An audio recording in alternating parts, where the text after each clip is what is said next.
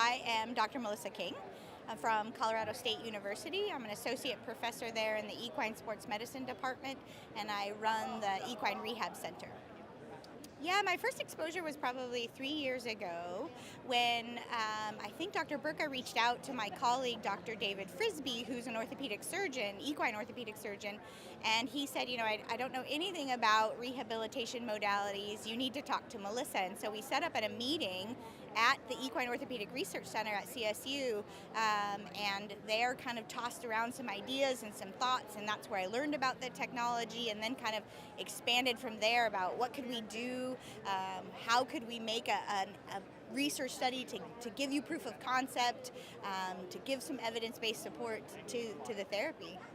The application of the BEMER blanket to horses with naturally occurring back pain, thoracolumbar epaxial muscle pain, in which we looked at a ton of outcome parameters, but we saw significant improvements in pain modulation, which we measured objectively. So we use an objective tool called the pressure algometer, which measures mechanical nociceptive thresholds. So we saw objective improvements in pain.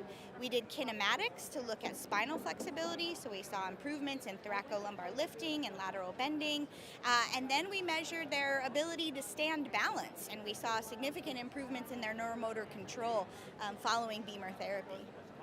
I frequently actually recommend BEMER therapy to both clients and colleagues because now we have some evidence-based support behind it, and that's where we struggle with a lot of these considered rehab modalities, right? Is sure, subjectively we get reports from the field that our clients are using them, that subjectively there's improvements, which there's value to that, right? But until you put the science behind it, it's hard for an equine professional to say with confidence, here's this device, go out and use it. And now we can say with confidence, there is significant beneficial effects in multiple arenas, right? Pain, neuromotor control, spinal flexibility, and so there's a whole host of beneficial effects.